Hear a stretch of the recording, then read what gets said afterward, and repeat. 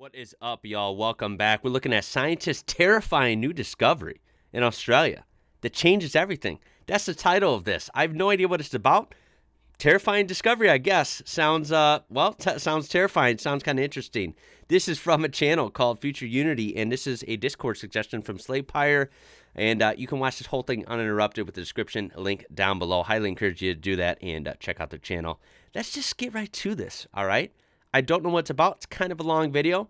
I don't know if I'll be able to skip around or what, but let's just start it and see. And let's appreciate this first screenshot of Australia, right? Look at the massive ocean surrounding, and then you have Australia. The iconic look right in the middle. I just love the shape of it. I love how it's so red in the middle and green on the edges, of course, by the coast. And then you have Tasmania hidden down here, as well as beautiful New Zealand. Yeah, just thought I'd point that out. It's just an iconic look. Beautiful place. All right, here we go. This is a map of Australia, the seventh and the oldest, flattest and driest inhabited continent on planet Earth.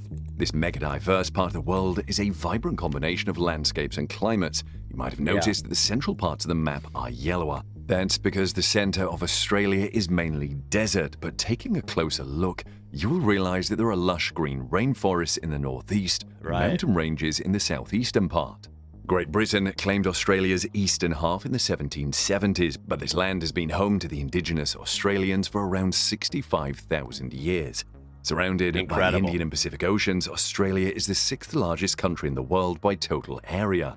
Because of its massive size and isolation from the rest of the world, it has been labeled the island continent and is sometimes regarded as the world's largest island. This incredibly diverse terrain is home. That's how I think of it. I mean, it's really cool. I mean, it makes sense to me. To some of the most ancient and extraordinary cultures, flora and fauna. It holds many scientific, biological and archaeological secrets. Recent discoveries made in Australia have baffled scientists as well as historians all around the globe. Now, may I interrupt real quick? I would like you to comment your thoughts on this, this question I have. So, what's cool about the world is we're always discovering stuff, right? I know humans tend to be, we think, are very advanced now. We have technology. We know, think we know a lot about a lot of things. But the truth is there's so much to discover just on our own planet. Not even in space, let alone space. Just on our own planet, there's still a lot to learn. Of course, like oceans being the number one thing, we basically don't know a lot about the ocean. It's so vast. It's so deep. How could we know everything, right? Of course not. But when it comes to Australia, I feel like Australia is such a wonderland for people from many different interests. It's just such a big place, and compared to some other big places, it's not very inhabited, as in not huge numbers. Not to mention, it just has, like he said, so much unique animals. They have their own animal kingdom that's just very unique, different, insects and different things like that, and of course their own flora and fauna. And it's just such a big, like I said, wonderland. So I wonder how many things we don't know. Now, like we already know enough to know that it's extremely unique, and I feel like there's a whole, category of things, whether it's, still different animals or different geological features, different plants or something that we don't even know about. Do you think there's still a lot more to discover about Australia? Maybe I drew that out too much. I apologize. Yeah, let me just rephrase that. Do you think there is a lot more to discover about Australia? I think definitely so, and I think more so than other countries. I think everywhere has some more things to discover, of course, but I think Australia kind of leads the way for that. So, from thousands of years old murder mysteries to a natural glow in the dark tunnel, all sorts of unfathomable things have been found in the land of kangaroos. On Karkakucha, the ancient murder victim. This murder mystery made headlines back in the year 2014 when William Bates found a skeleton by a river. Bates was an elder of the Barkantji people of New South Wales, and from his years of wisdom, he was able to identify the skeleton as an Aboriginal male. Signs of violence were visible on the bones. Whenever dead remains are found, the first thing detectives and forensic specialists do is establish the time of death. Initially, it was assumed that this man had been killed during the bloodshed between the indigenous people and the British colonizers between the 18th and 19th centuries. But when Dr. Michael Westway, a paleoanthropologist from Griffith University, Queensland, examined the body, more information came to light. According to Westway, the remains were of a man that a lot of people cared for. He concluded this from the way the head was tenderly placed on a cushion of sand in the burial. The long wound on his skull seemed to be from a cutlass blade that was used by the British militia, but they were way off. After lab analysis, it was revealed that the Aboriginal man had been killed in the 13th century, hundreds of years before the British arrived in Australia and introduced metal objects. Yeah, that's long before that. We're talking 500-600 years. But then let's not forget, Australia is just a crazy place with some insane animals and things. And who's to say it wasn't even more crazy way back when? If we're talking 13th century, if they're right, I mean, I don't know. That's a science that's beyond my scope of imagination. I think it's amazing that people can date things to centuries ago. But if they're even partially correct, if that's a decent window of time they're talking about, if it's accurate, there could have been some crazy animals we don't necessarily know about. I know there's a lot of folklore and I guess somewhat records of really giant animals that existed in Australia, particularly. So maybe it was murdered. Maybe this guy was murdered, but not by an invasion of the British, so to say. Maybe it was murdered by a really big, crazy animal that we just don't know about. It makes you wonder. Makes you wonder for sure. So if it wasn't a metallic weapon, then what killed this man, now famous as Karkucha, which means older brother? According to one theory, the fatal injury resulted from Lil, a sharpened club. But Westway has pointed towards an iconic Aboriginal symbol, the boomerang, a long, sharp-edged weapon most probably wielded by Karkucha's enemy. The discovery supports the theory of intertribal conflict. Another proof is the series of rock paintings found where Karkucha's body was recovered. These depict two tribes in different colors wielding shields, boomerangs, and clubs. Scientists have now established that Karkucha died from a fatal blow to the head around 800 years ago. These bones provide shocking insight into life, death, and tribal turmoil in pre-colonial Australia. The oldest axe in known history. So, feel free to comment on these. Anything you find interesting about these, your thoughts. Was it another tribe? Was it a club from another tribe? A blow to the head? Was it a boomerang? Was it a crazy animal that, they just don't know about? What are your theories on that? Feel free to weigh in on these, if you will, in the comments. I would love to see what you would think. And maybe you have something to add that the video didn't cover, or maybe you have something to correct that maybe the video got wrong.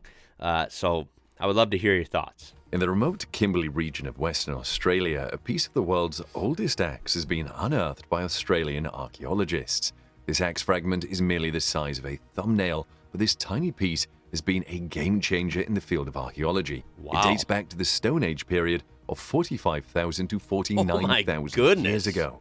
This is the same time around which that is hella old. Humans arrived on this continent. Look at this ancient. We have Papua New Guinea, Indonesia, and then Australia. I've said this before. I hate to sound like a broken record, but I'm always amazed at how far north Australia actually does go. I mean, if we look right here, it is not that far away from New Guinea up here. And then if we go over here to Northern Territory, again, it's not that far away from some of the islands of Indonesia. Very interesting, right? This is around 10 millennia earlier than any previous ground-edge axe discovery. According to Professor Peter Hiscock from the University of Sydney, this axe reveals that the first Australians were technological innovators. This fragment was originally excavated in the early 1990s by Professor Sue O'Connor of the Australian National University, among a sequence of tools, artwork, food scraps, and other artifacts. These were found at Carpenter's Gap, a large rock shelter known for being one of the first sites occupied by modern humans. Professor O'Connor stated that an axe that old hasn't been found anywhere in the world previously. Wow, that's incredible. The oldest axes from Japan appear to be 35,000 years old, and in most other countries, these arrived with agriculture around 10,000 years ago. New studies have revealed that this axe had been sharpened from basalt and then polished by grinding it against a different rock until it was smooth. For decades now, archaeologists have been hounded by the question of who actually invented axes, and Professor O'Connor believes that this technology was developed. Well, the question I guess I would have is, they're not exactly sure, right? I mean, when we're talking about this long ago in time, I mean, damn, I mean, you're pulling at hairs there, right? I mean, that is a really long time ago, and I feel like it's hard to get things exactly right, of course. If they found the oldest axe, the oldest weapons ever, the oldest tools, was it made up here in New Guinea or something, or maybe Indonesia, and then brought to Australia? Or was it truly made in Australia? That kind of thing just makes you wonder. But either way, it's very interesting. The fact that they think it's that old is, geez, that's just mind-blowing. But I in don't even know what Australia, else to say. after humans arrived and inhabited this isolated island 50,000 years ago. Though axe technology did not spread across Australia, as they were only made in the tropical north, and most probably the technology was abandoned as people spread into the desert and subtropical woodlands. This discovery, however, suggests that ancient people were far more advanced than they were given credit for. Oh, The Aboriginal I think they were ancestors probably advanced. invented and used a lot more complex technology than we are willing to accept. Yeah, I'm not sure why people wouldn't be willing to accept that. I would think, look, we know people have been down in Australia for a long, long, long, long, long time. And there is no way that they survived such a crazy place without having some brains, right? Without being smart. They had to adapt. They had to survive. They had to hunt. They definitely had some advanced stuff going on. I'm sure of it. I feel like that should be more universally thought of, I guess accepted. Like, come on, these people had some stuff going on. I know humans evolve over time, but they definitely knew how to survive way back when. 3. A UFO in Broome. Believe it or not, but I've among heard the of this, hundreds I of think. photos of confiscated alcohol and stolen bikes on the Twitter feed of Broome police is a picture of what is widely believed to be an unidentified flying object. I think I've A heard video of of the this town Broome. shot during a nighttime Broome storm UFO. was shared on the Facebook page of the Western Australian Police Force. The CCTV footage shows part of a parking lot, a tree, and some lightning flashes. But in the sky, one can also see a strange apparition that looks That is like weird. a glowing triangle inside of a circle. This apparition appears and swiftly flies off the corner of the screen. The Broome police joked it might be a UFO, saying that they were not alone that night. But Now, I gotta admit, I am one that finds UFO stuff fun. I don't think that all of it, of course, is legit or real.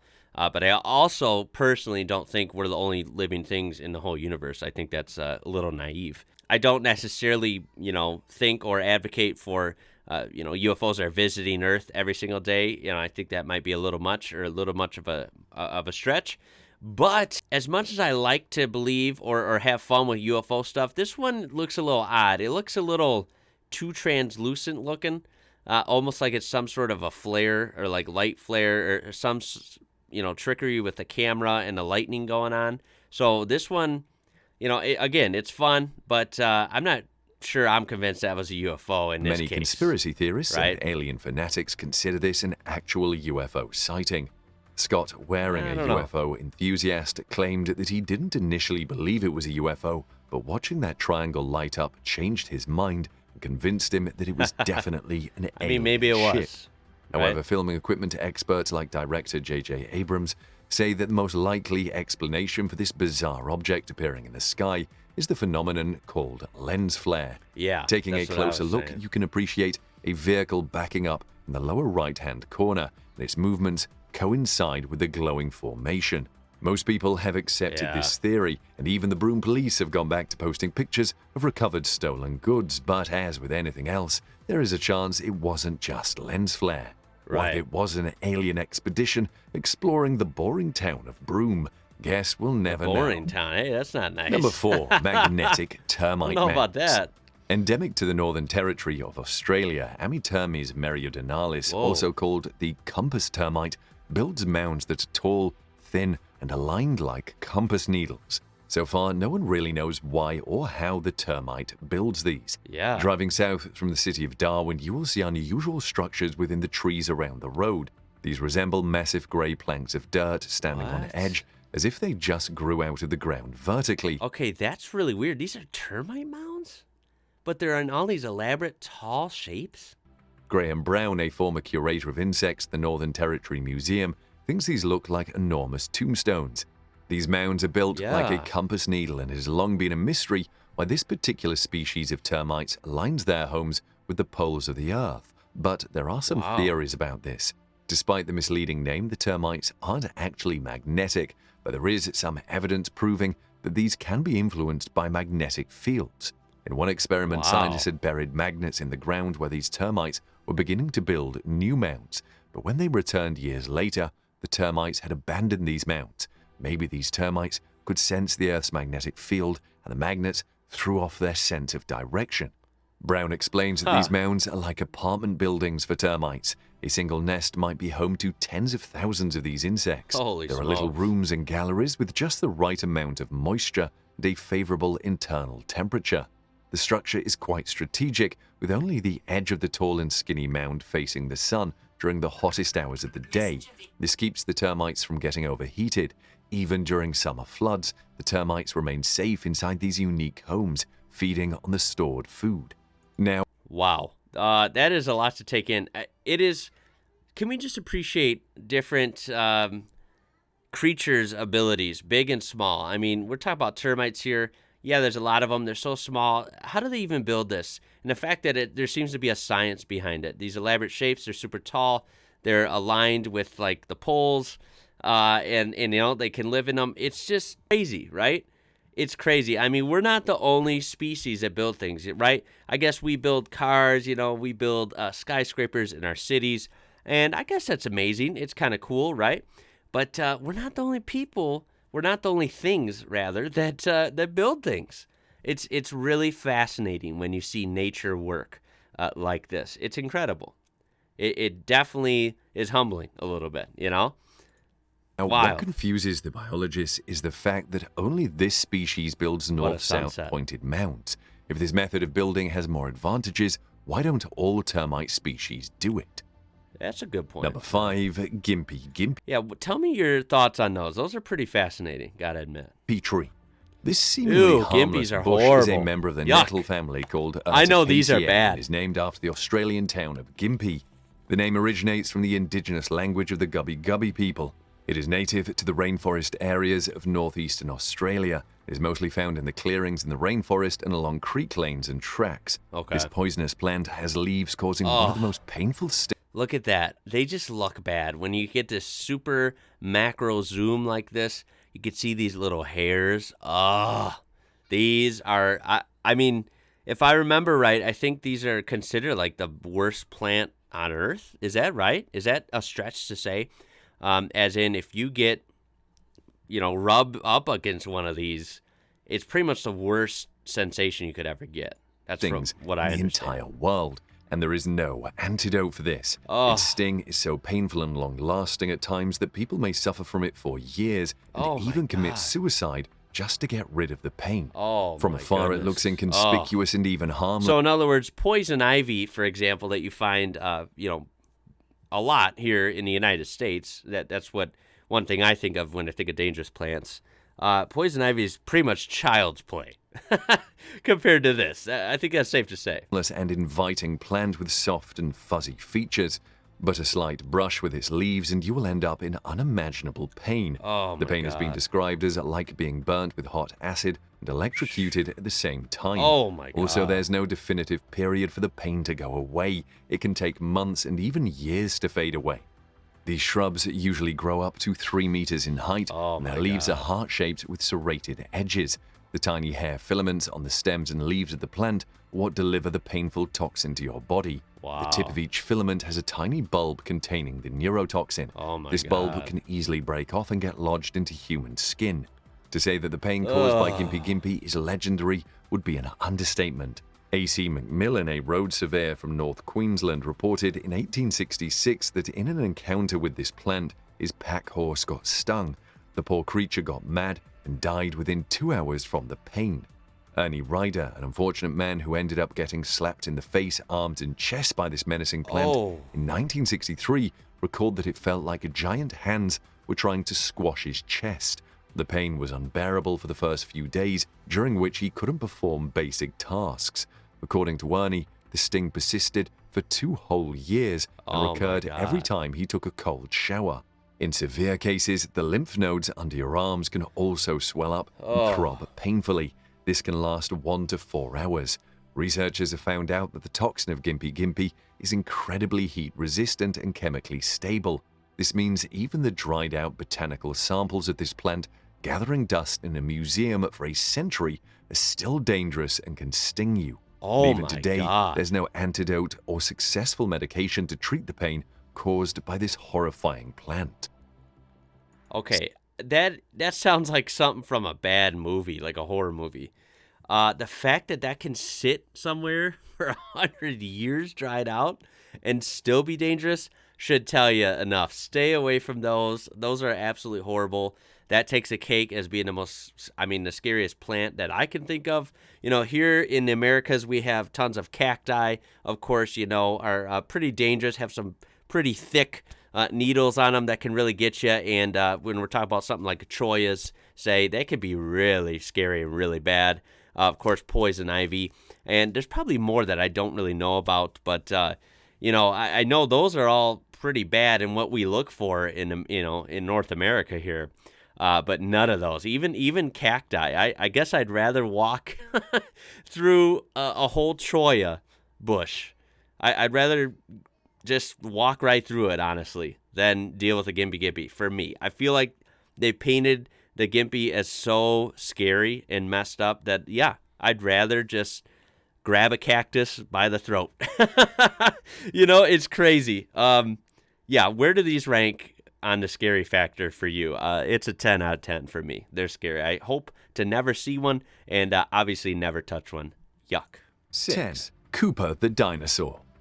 Back in 2006, paleontologists unearthed the largest new species of dinosaurs in Australia at a private farm located 1,000 kilometers west of Brisbane. Wow. The fossilized bones they discovered belonged to an Australotitan cooperensis. It belongs to the Titanosaur family that roamed the Earth about 100 million years ago. Dang. It took researchers and scientists 15 long years to study and analyze these remains. According to an AFP report, they've named this dinosaur Cooper. Did you see how freaking big that was? My goodness, look at that. It's as big as that guy. They've named this dinosaur Cooper. In this study, it was found that Cooper was between 5 to 6.5 meters tall and measured 25 to 30 meters in length. This means it is Australia's largest dinosaur. After comparing it with the limb size of other preserved specimens, scientists have concluded that this titanosaur is estimated among the top 5 largest dinosaurs in the world. Wow. The skeleton of this dinosaur was first displayed to the public in 2007, but before that, the discovery was kept a secret. A team from Eromanga Natural History Museum and the Queensland Museum used digital technology and 3D scan models to compare Cooper's bones with its close relatives. Several other dino fossils have also been recovered from the same area in the past. Maybe this place was a dinosaur hotspot. Yeah, it might have been.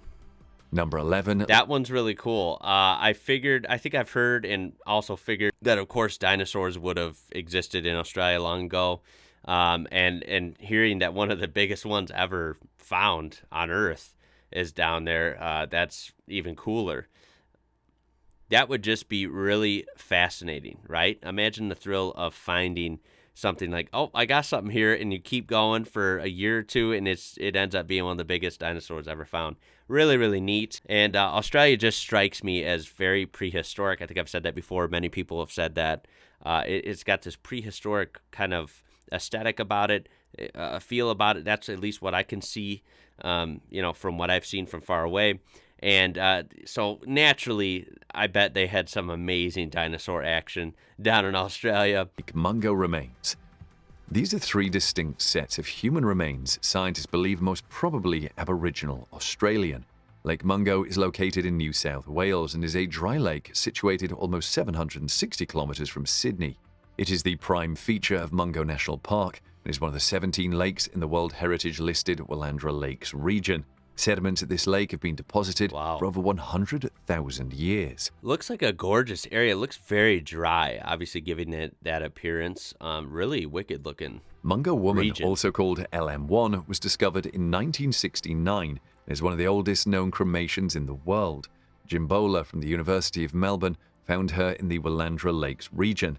Analysis revealed that LM1 lived around 24,700 to 19,030 years ago. Wow. The remains of LM1 are poorly preserved, and after studying were repatriated to the indigenous people in 1992 and were locked away in a vault at the Mungo National Park Exhibition Center. LM3, a man, was discovered by Jim Bowler in February 1974.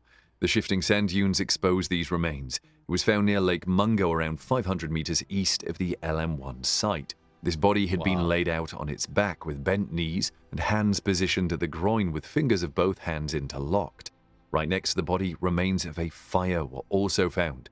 This ritual burial has been practiced by Aboriginal Australians and indicates that certain cultural practices have been around in Australia for a much longer time.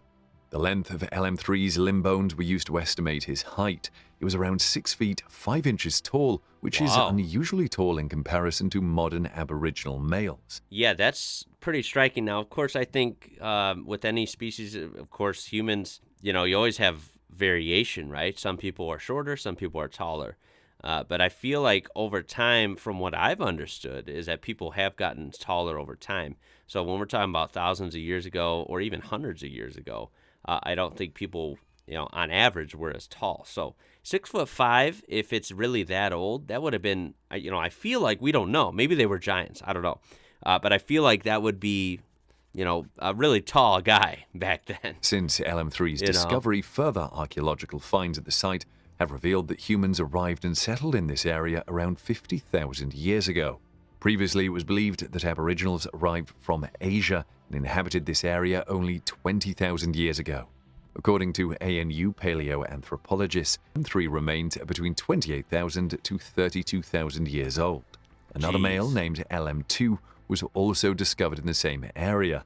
LM1, LM2, and LM3, the oldest human remains found on the Australian continent. Lady Mungo and Mungo Man were reburied on the 24th of May 2022.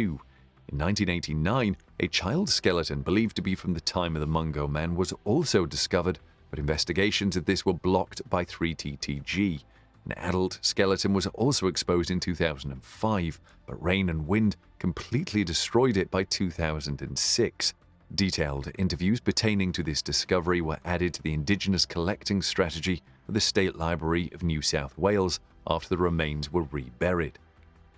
Australia is no doubt one of the most majestic and mind-boggling places on Earth. Agreed. This region also remains largely unexplored.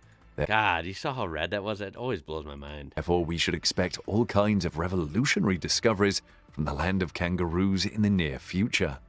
Well, that was pretty good. Some interesting stuff there, no doubt about it. Thanks again for that suggestion, of course, from you guys on Discord. Always awesome stuff for you guys. And I highly encourage you to use the link in the description down below for this original video, from Future Unity. I did skip around, so this was a long video. It still will be pretty long, I'm sure, as you're watching this on my channel. But I did skip around, so if you want to see the whole thing, things you might have missed here, and then, uninterrupted, of course, you can use that link down below to watch the whole original video, okay? And that being said, please throw a thumbs up on this, because this was interesting. Talking about Australia in detail like this, and some of the fascinating history and things that have been found there, and the uniqueness of the place is always a good time. It really is. Yeah, help the video out, okay? And of course, you could subscribe. We're on our way to 100K. I really need your help, okay? So make sure you're subscribed if you haven't already. Make sure to do so. And join one of the best communities on YouTube. I promise you that. And that being said, guys, can't wait to hear your thoughts down below. Check out the description for this original link, and of course, other ways you can interact with me, support me. My name is Ian. You're watching IWrocker, and until next time, y'all, catch you later.